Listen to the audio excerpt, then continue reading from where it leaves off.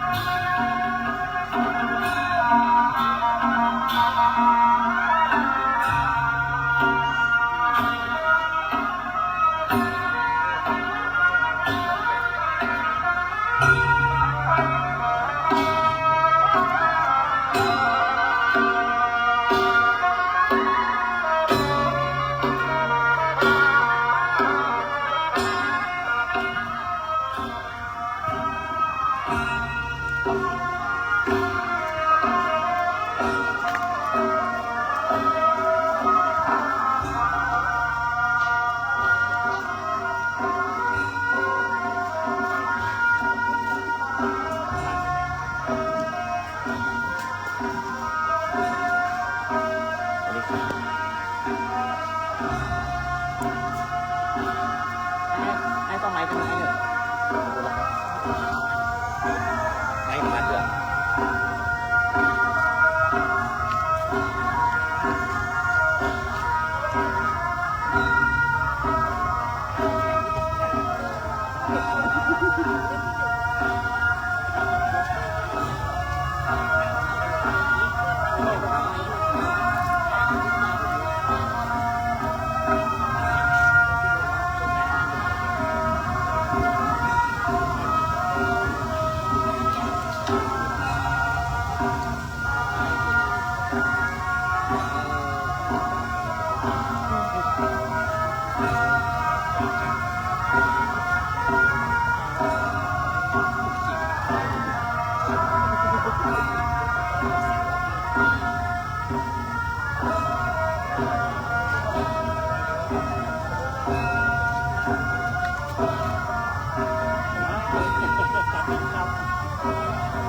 ขอเรียน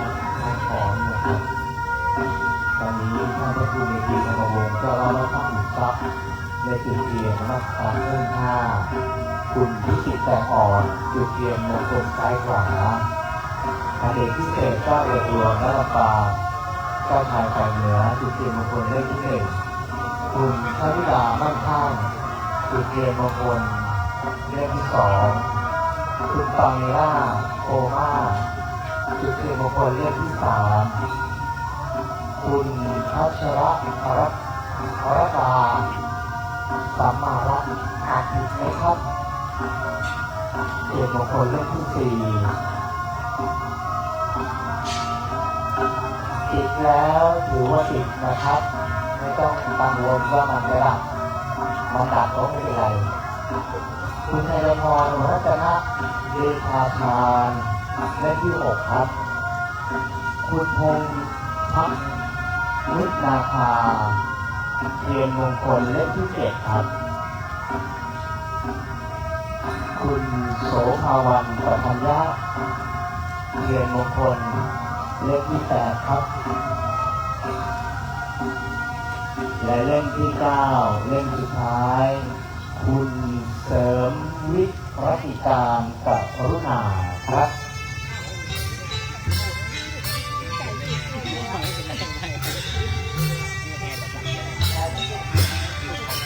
วันนี้ท่านผู้มีเกียรติ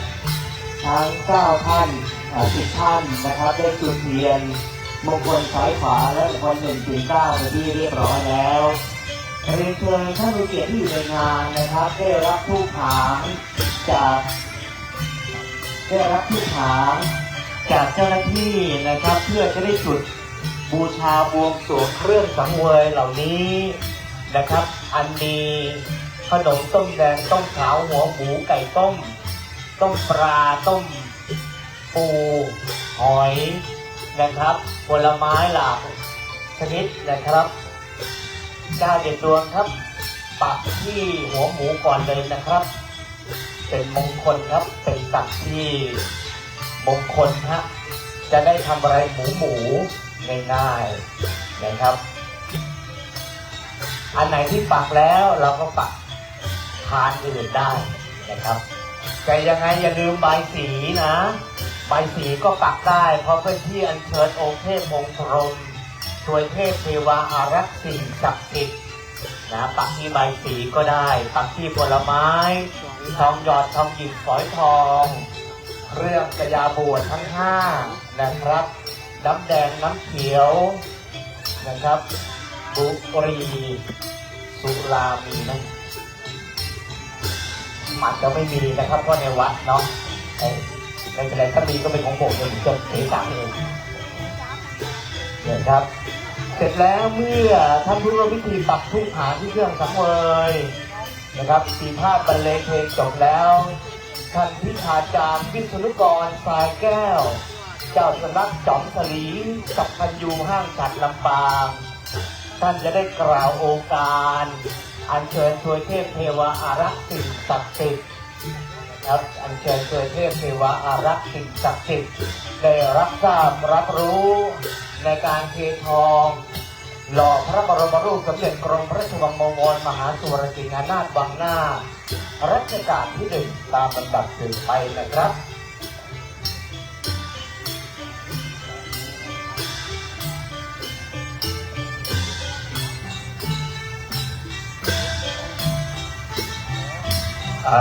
มนุษย์ไฟฟ้าขอไมค์ให้วิชาการเสียงเพราะสักตัวได้ไหมเอ่ยจะได้ไม่ต้องแย่งและโกรธตกขอบคุณฮะ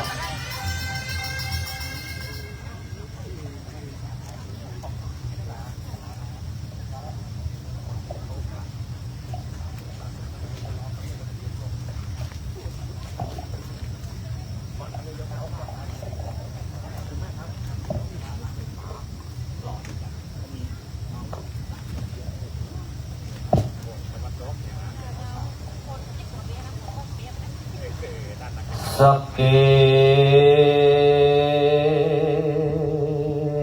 กาเมจรูเปคิริสิกรตะเรจันตลิเขวิมาเนทิเประเทจะกาเมกรุวนังกะเนอารามเมวัตุมหิเกเตภุมมทาตโยจาตุโลกัปปะลาจาอินโตเวสุวรรณราชาอริยเมตโยโพธิสัตตาวกาทัญโยอริยสาวกาจะปุถุชนะกัลยาณาจะสัมมาทิฏฐิเยวาพุทเทปัสสนาธัมเมปัสสนาสังเฆปัสสนาพุทเตสักกะวาธัมเมสักกะวาสังเฆสักกะวาอิโต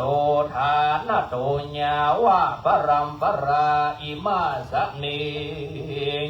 สุจักวะเลสุเทวตายังมุนิวรวัจนังสาทวุโนสุรนันตุนะโมตัสสะภะคะวะโต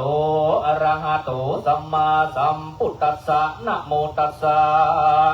ภะคะวะโตอะระหะโตสัมมาสัมพุทธัสสะนะโมตัสสะภะคะวะโตอะระหะโตสัมมาสัมพุทธัสสะสาธุสาธุสาธุสุรนันทุโคนโตเทวสังฆโยฟังเนอเจ้าหมู่เทวดาทั้งหลายมวลหมู่อันอยู่เถื่อนทำปูดอยเทวดาอันอยู่ในโค้งเขตเมืองมิ่งกวางยังเมืองละกอนลำปางเวียงใจขอจงมาฟังตั้งเทวดาอันอยู่หักษาเวียงใจแล่พระตูตัวรากาตั้งเทวดาอันหักษาหาดหุยฮึกหิวจันตั้งเทวดาอันอยู่หักษา เสาสัตพันเจ็ดยอดขอจุงมาฟังตั้งเตวดาอันอยู่หักษาเขาสิเนโลแก้วยอดอาการนิทานนารานารินอินตาธิราตั้งจันจาพรหมเทวบุตรเทวดาช่วยโจทย์อันอยู่แสนโกดจักรวาลกับตั้งตนใจหานสี่ดาวอันอยู่ด่านดาวจาตุมหาราชิกาอันอยู่หักษายังประตูตัวราอากาศอันอยู่ปราสาทแก้วเวใจโยนเมฆราชาพระภูบาลจอมเจืองเจ้าธีราชองค์อินตังปัญจสิกขาเทวภูตาเล็งโลกพุทธังโสดอาการนิทาอันอยู่ปลายปนต่างเต้าสี่ตนอันอยู่หักษาประตูเมืองอินตาสวรรค์และเทวโลกสี่ด้านปลายเนื้อจอมเขาอยู่กันทอนดังดาบทระสีจรดังที่พญาธรตนวิเศษสกามาวัจระทุกเตตุเตปามหาภุมโลกโลกาโสลสาธาลาเพิงพมเนวสัญญาขอ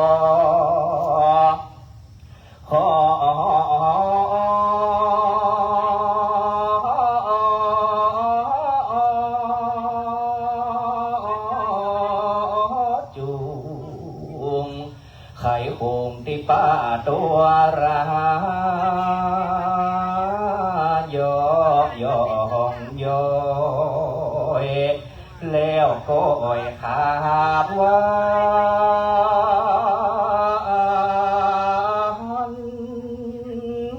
ตีขออ่างเจิญอันจุรีพิวันไวจุงมาฟังตังเทวดาต้นอยู่ไกลไกลอันอยู่ป่าไม้ดงนาอันอยู่ปักพัตตาเถื่อนทามอันอยู่ตะนามสายทานอันอยู่อารามและอากาศอันอยู่ฟ้าฟ้าแหล่งลาสากลอันอยู่หักษา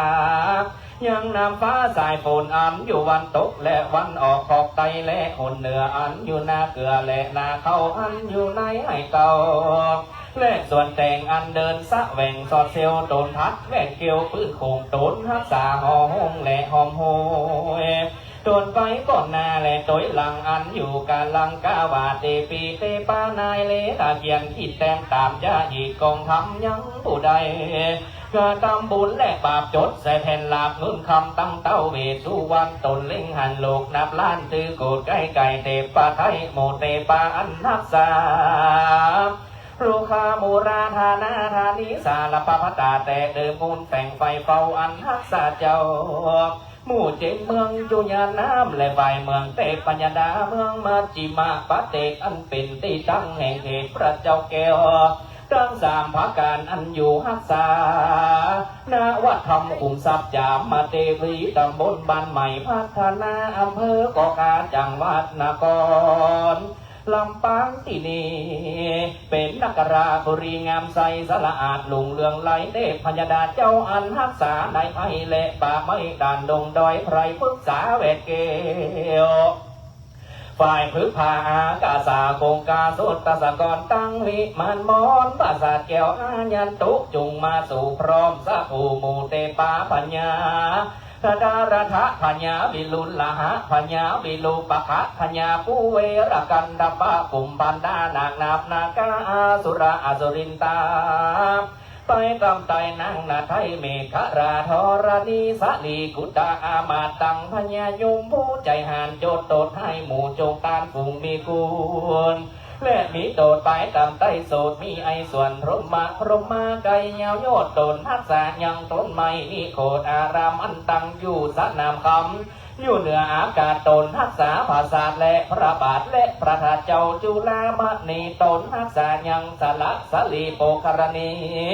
ตนทักษะยังเขตไห้และเด่นนาตนทักษะยังแขวนบาทยังยาน้ำและสละเมืองที่นวารีรุกขติปโสจุงดาฟังปัปพตาจอดจังตั้งมวลผู้ข้าขออังกาศราตนาจุงชวนกันมาปีติพัตตานุโมทนาพระพรหมน้อมยินสาธุการฟังยังสะทั้งเสียงสารวิราอานผู้ข้าทั้งหลายอันนะไม่มี สามนาศรัทธาไปในและมูลาศรัทธาไปนอกอันไม่มีท่านพระภูเมธีธรรมวงศ์เจ้าอาวาสวัดธรรมขุมทรัพย์และญาณอุปาสกะอุปาสิกาจุโพจุคนในตีคากาลาบัดนี้ก็หากเป็นวันดีสลีสุปมังกลาอันผาเสดลำเลิดยิ่งก็วันและยามตั้งหลายว่าวันเม้งกะมดใส่วันไตกะมดกอดเป็นวันหยอดคุณพลในตีคากาลาบัดนี้ก็หากจับไตทำพิธีเททองหล่อพระบรมมารูปสมเด็จกรมพระราชวังบวรมหาสุรสิงหนาถวังนารัชกาลที่หนึ่งในตีคากาลาบัดนี้ผู้ขาตั้งหลายก็ได้สารนงคงควายตกแต่งพร้อมน้อมนำมายังมาทุกบุพาลาจาดงดอกเข้าตอกดอกไม้แหล่ลำเตียนตังโปจนาอาหารตั้งหลายมวลภูมิตังไม้สีตั้งหลายมวลภูมิใดมาทะปนาตามของสองนาแห่งเทวบุตรเทวดาเจ้าจุโดดโดดจูองจุงใดว่าฟักรักษาผู้ขาตั้งหลายและพิธีกรรมอันนี้คือใดสามเลนกิจอันบัวระมวลนั้นแล้วจุงได้เป็นมหามังกละมังมงคลแห่งผู้ขาตั้งหลายขอตั้งตั้งหลายจุงได้ผู้สละเสียยังกังวลอนตรายทั้งหลายเป็นต้นว่าข้อ13นาม15ขออย่าได้มาไกลมาไกลเข้ามารับมาตื่นมายังมาเที่ยวมาเร็วมาพอเมื่อนาตั้นตาขอตกไปกับไฟขอไหลไปกับน้ำลูกวันนี้ไปวันนาขอบูคาตั้งหลายจงจักมีจกปีบจกวันจกเดือนจกยามพาแปะคาเซิร์ฟสัทลูนั้นจงจักมีเพียงแต่ดีลีองค์พุทโธนะปมิโยองค์ธรรมโมนะปมิโยองค์สังโฆนะปมิโยพุทธคุณโนนะปมิโยธรรมคุณโนนะปมิโยสังฆคุณโนนะปมิโยสัพพสิทธิภวันตุโน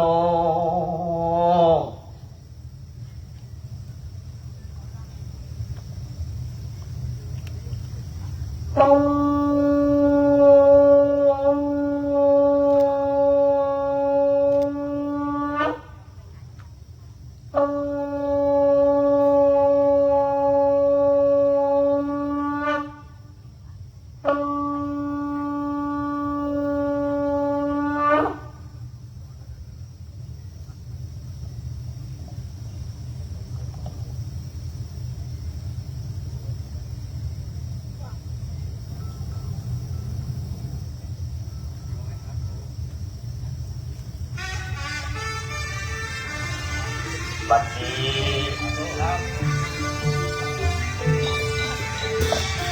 อาจารย์วิศนุกรสายแก้ว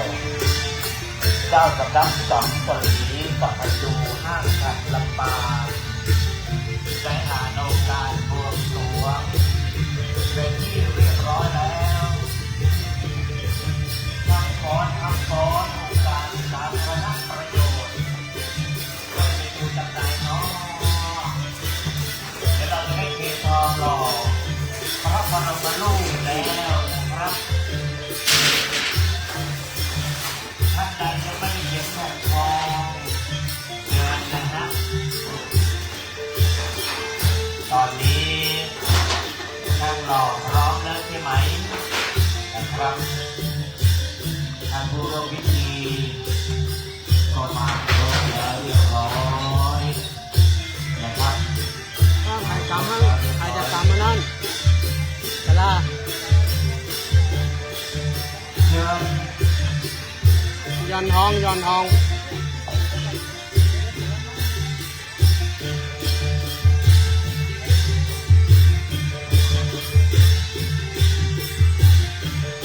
อันนี้เราให้ท่านรอได้เปลี่ยนทองเป้าแรกก่อนทองเป้าแรกนะครับพวกเราได้บูชาแผ่นทองเพื่อจะได้หล่อพระบรมรูปกันแล้วแต่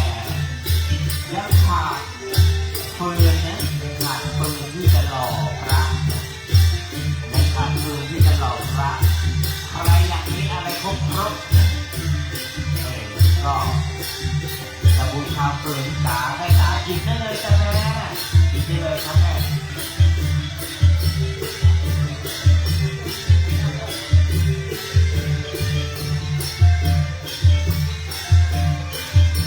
หัวไปด้วยครับแต่หัวยังไม่ต้องเอาไปวางนะไว้ก่อนไม่ต้องมาต้องมาออนทีวีต่างหูข้างเดียวแหวนทองคงขาดเป็นทองคำก็เอามาร่วมในเป้าแรกได้เลยครับ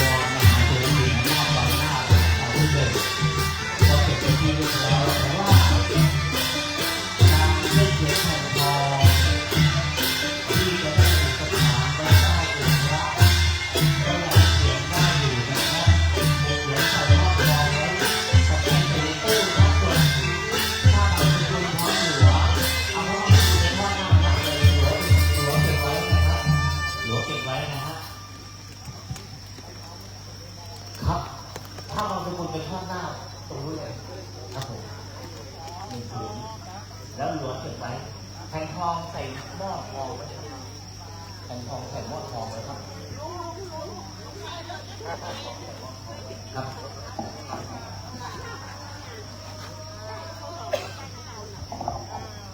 ใส่ไหใส่หม้อแล้วใส่กระเลียดนะฮะ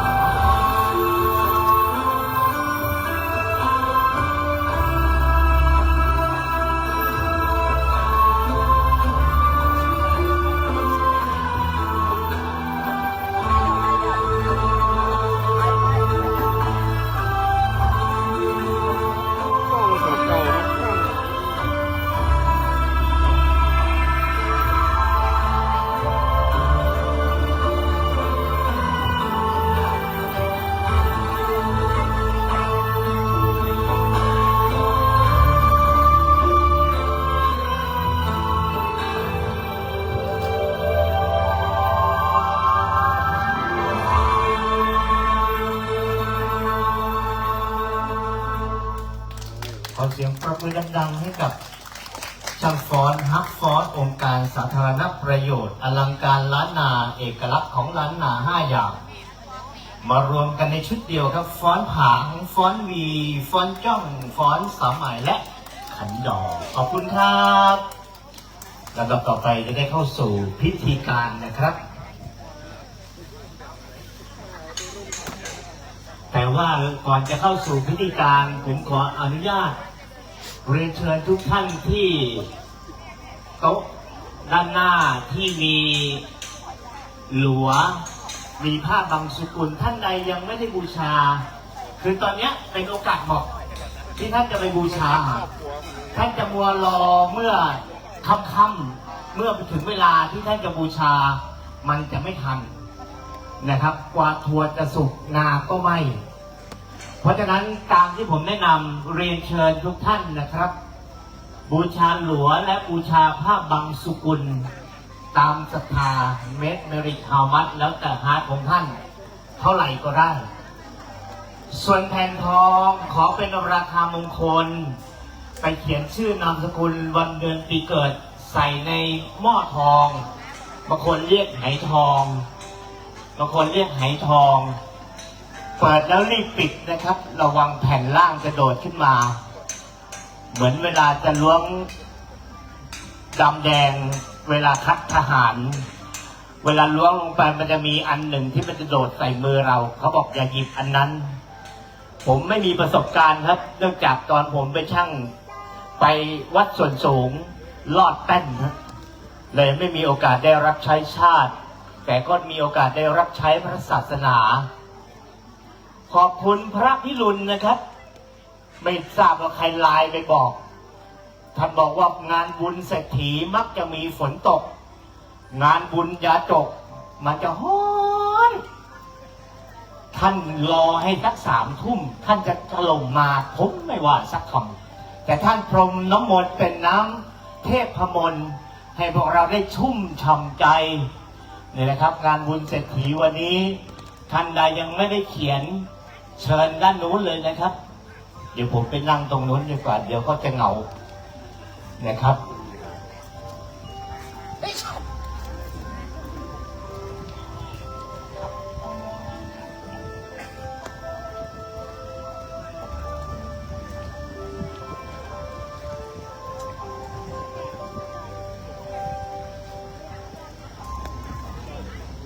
เรียนเชิญเจริญศรัทธานะครับตอนนี้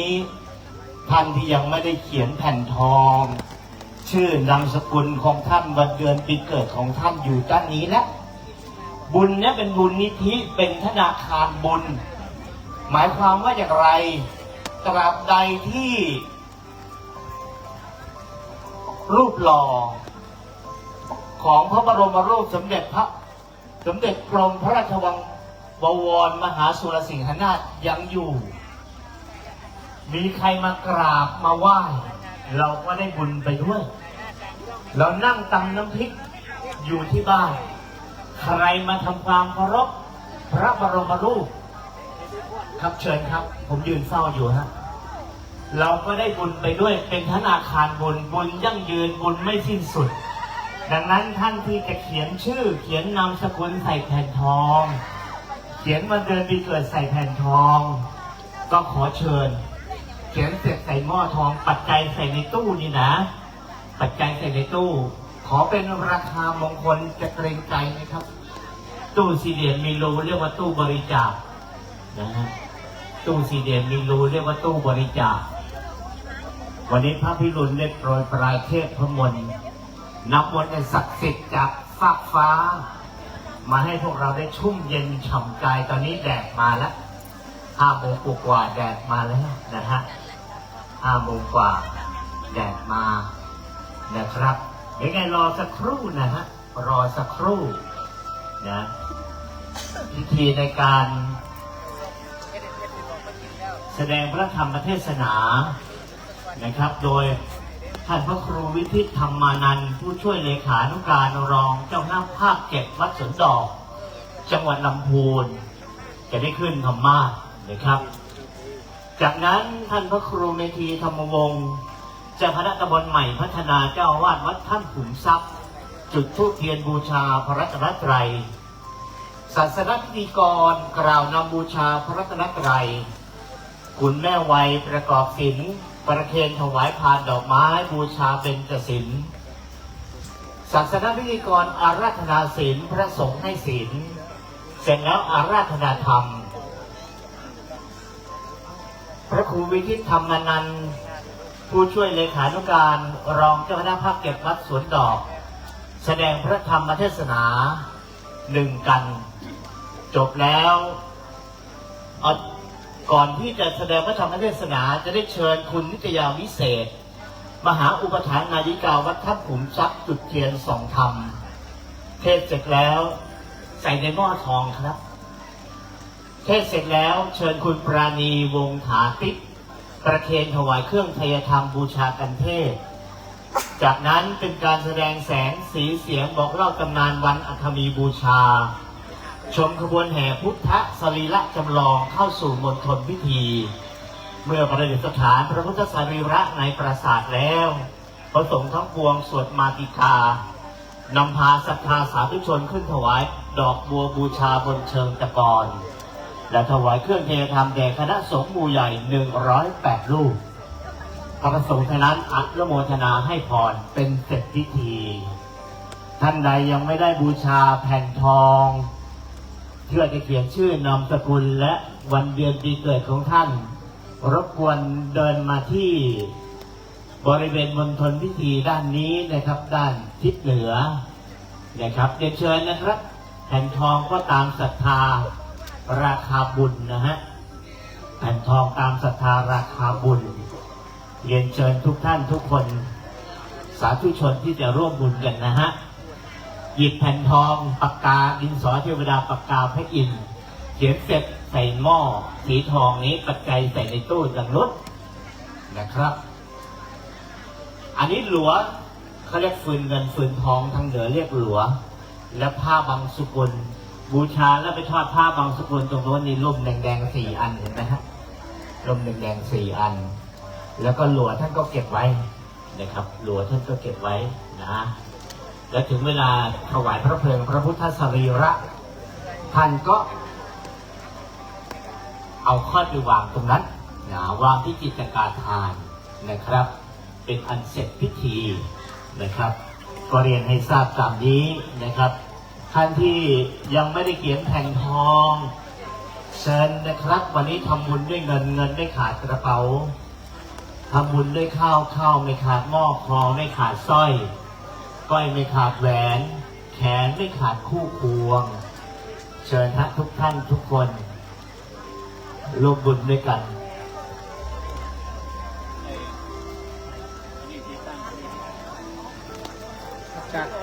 แนะนำอะไรอย่าง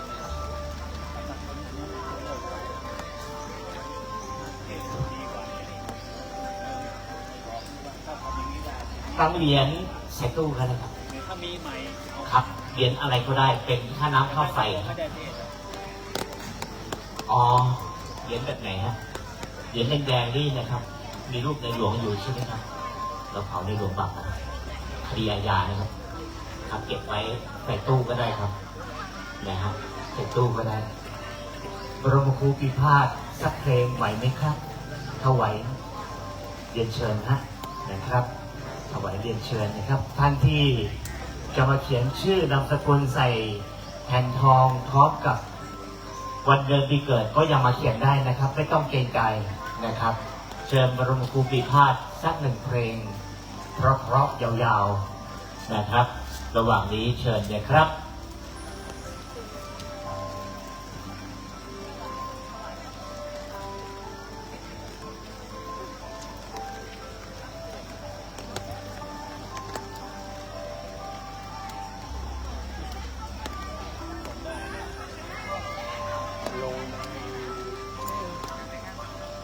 ท่านที่บูชา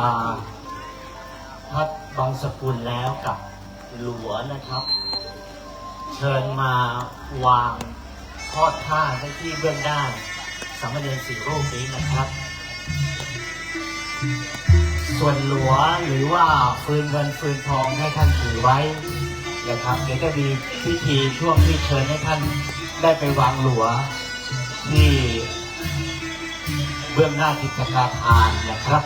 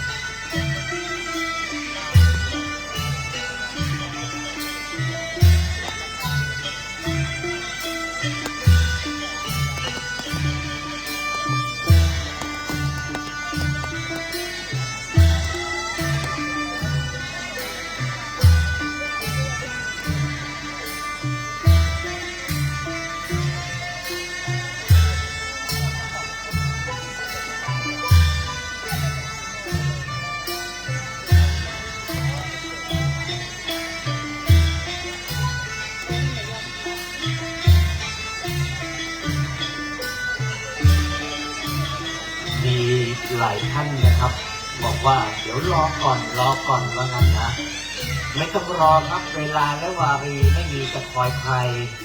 รถเมล์และรถไฟก็เล่นไปตามเวลาอย่ามัวโอเออื่นอาจก็มักจะพลาดปรารถนาชวดแล้วจะโศกานะครับพอถึงเวลาเนี่ยฝนก็จะตกหลวงก็ยังไม่ได้บูชาผ้าบางสุกุลก็ยังไม่ได้ทอดท่านจะทำยังไงเชิญนะครับด้วยเสียงนี้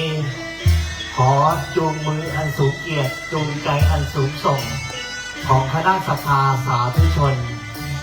นะครับตอนนั้นตรงที่ยืนอยู่นะเสื้อสีอะไรนะสีชมพูคุณเหี่ยวดาราช่อง8เนาะวันนี้มีดารามายืนเฝ้ากองอำนวยการให้ผมด้วยจะไปขอถ่ายรูปได้นะครับอย่าไปดีถูแล้วกันไปขอถ่ายรูปได้บูชาได้เลยนะครับบูชาผ้าบางสุกุลพร้อมกับหลวงฟืนเงินฟืนทองได้เลยนะคุณเหี่ยวไหสี่หูตั้งแต่ผมผ่าตัดมาเนี่ยความจำเลอะเลือนฮะเมื่อปีที่แล้วเป็นหนี้ใครไม่รู้3,000ผมก็จำไม่ได้จะยืมใครมาจำไม่ค่อยได้